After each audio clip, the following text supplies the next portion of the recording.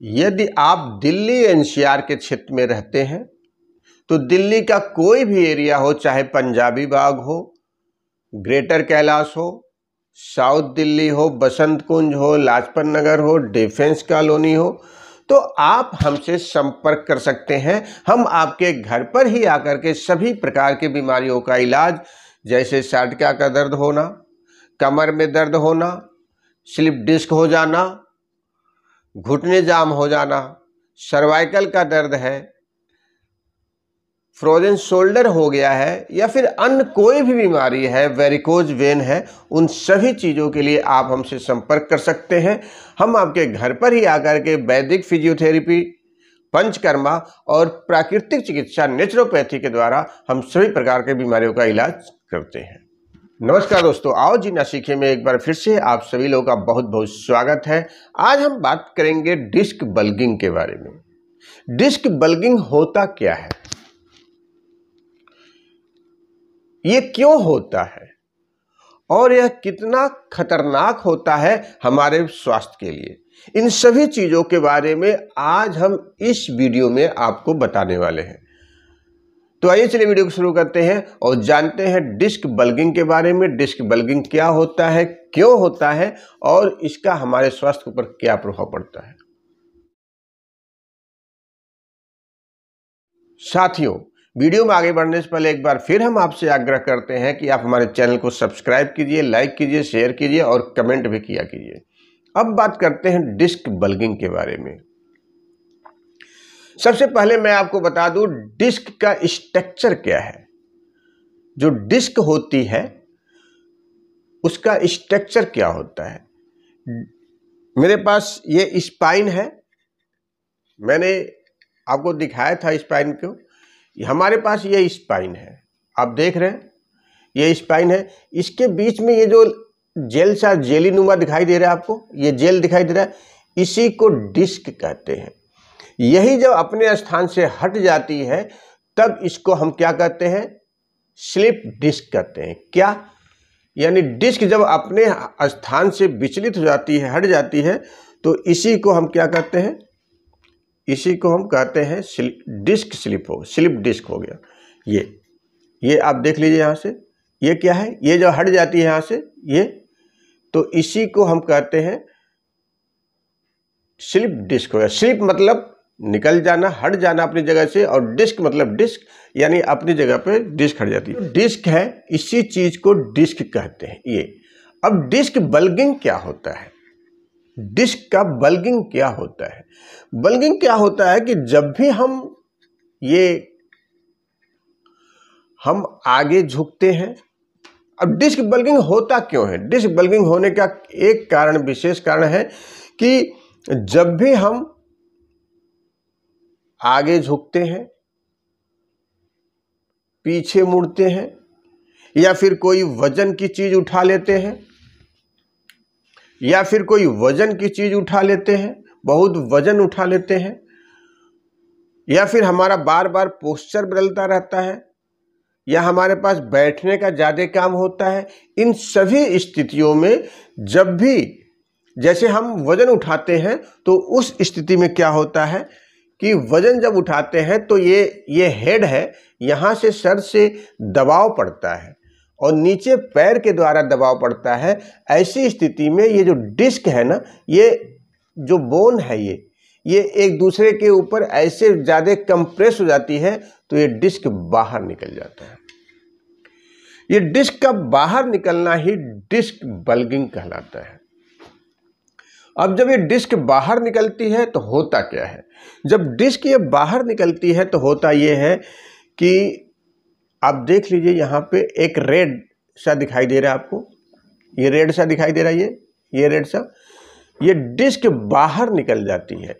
और बाहर निकल करके ये जो नस दिखाई दे रही है आपको पीली सी, अब देखिए ये पीली सी जो नस दिखाई दे रही है, ये जो डिस्क निकली हुई है, ये रेड वाली जो डिस्क निकली हुई है, ये निकल करके बाहर आ जाती है, क्योंकि दबाव पड़ने से बाहर आ जाती है और फिर ये नस को दबा देती है।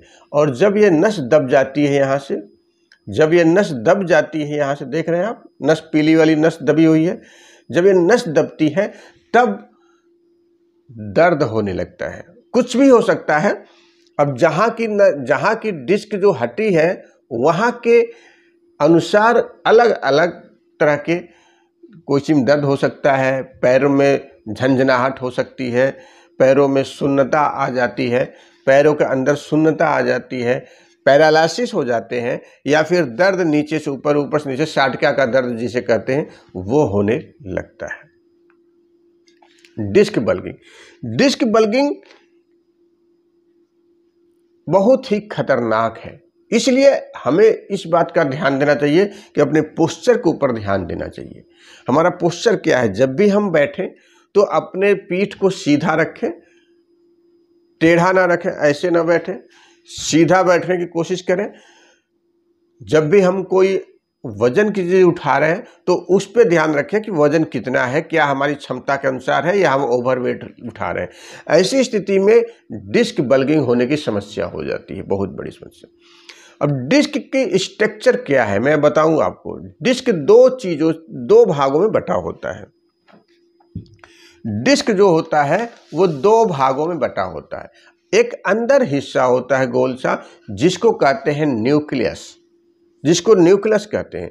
वो एक सॉफ्ट टिश्यूज का बना होता है, सॉफ्ट जेली नुमा टिश्यू का बना होता है, जो स्पंज करता है, एकदम स्प्रिंग की तरह वो काम करता है।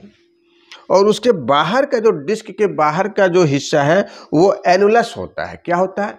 एनुलस। यानी जो डिस्क होता है, डिस्क के दो भाग होते हैं, एक बाहर का और एक अंदर का। अंदर के भाग को न्यूक्लियस कहते हैं और बाहर के भाग को एनुलस कहते हैं। न्यूक्लियस का काम यह है कि जब भी हम हमारे रीढ़ की हड्डी में, हमारे पोस्चर में होने वाले जो भी परिवर्तन है, उसके द्वारा जो उत्पन्न जर्किंग होती है उसको कंट्रोल करने का काम न्यूक्लियस करता है। डिस्क के अंदर न्यूक्लियस जो होता है वो करता है, जो जर्किंग होती है उसी को कंट्रोल करता है। कभी कभी ऐसी स्थिति आ जाती है कि जो बाहर का एनुलस है वो फट जाता है, और एनुलस का काम ही है कि अंदर के न्यूक्लियस को एक शेप देना, यानी चारों तरफ से घेर करके उसके अंदर उसको फिक्स रखना। और जब बाहर का एनुलस फट जाता है किसी कारण से, एक्सीडेंट की वजह से या फिर अधिक वेट उठाने की वजह से या फिर अन्य किसी कारणों से, चोट से, ये बाहर का एनुलस जब फट जाता है तो उस रास्ते वो जो जेल होता है, जो जेल होता है न्यूक्लियस का, वो बाहर निकल जाता है और फिर वो जाकर के किसी नस को प्रेस करता है और फिर दर्द होने लगता है, या फिर अलग अलग सिम्टम आने लगते हैं, सुन्नता आने लगती है, पैरालिसिस का काम हो जाता है, या दर्द ऊपर से नीचे, नीचे से ऊपर होने लगता है। तो इसलिए इस बात को ध्यान देना चाहिए कि डिस्क बल्गिंग से बचें। उसके लिए आप अपने आप को थोड़ा सा ध्यान रखें, पोस्चर का ध्यान रखें, सही से बैठें, सही से उठें। इसलिए अब ये आप देख रहे हैं कि ये जो रीढ़ की हड्डी है, ये यहाँ पे ये जो दिखाई दे रही है आपको, ये ऊपर से लेकर के देखिए, यहाँ से ये जो है ना, ये अगर देखेंगे आप यहाँ से तो ये इसके रास्ते, ये यहाँ से इसके रास्ते ये पूरी नस जाती है, नीचे से ऊपर तक ये नस इसके अंदर अंदर अंदर अंदर जाती है और सभी जगहों से ये छेद होता है। यहाँ पे उन सुराखों के द्वारा दोनों तरफ से, ये यहाँ पे देख रहे हैं, दोनों तरफ से पीली पीली, दोनों तरफ से नसें निकलती हैं। हर खाने से, हर हिस्से से दोनों तरफ नसें निकलती हैं, जो शरीर के अलग अलग अंगों तक जा कर के वहाँ के ब्लड सप्लाई, वहाँ पे सेंस सप्लाई, वहाँ पे बाकी चीज़ों का सांकेतिक भाषाओं में जो भी है उसका कार्य करती है।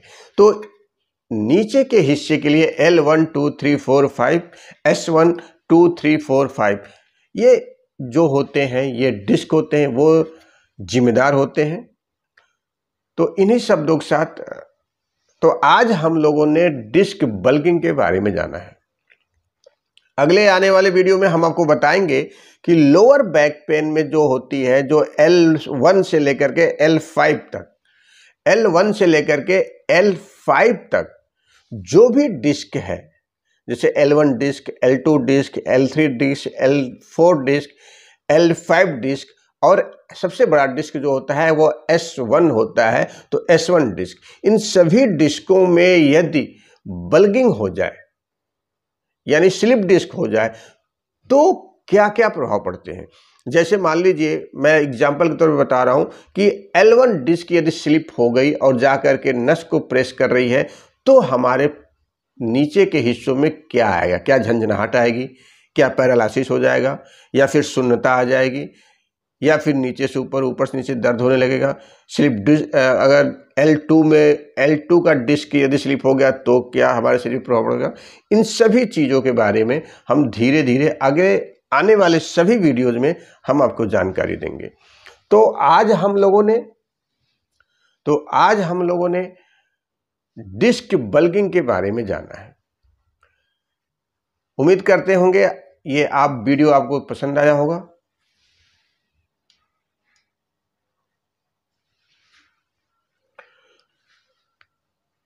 इसी के साथ इस वीडियो को यहाँ समाप्त करते हैं। इस उम्मीद के साथ आप स्वस्थ रहेंगे, मस्त रहेंगे, जबरदस्त रहेंगे, हर वक्त रहेंगे। जय हिंद, जय भारत, स्वस्थ भारत, नमस्कार।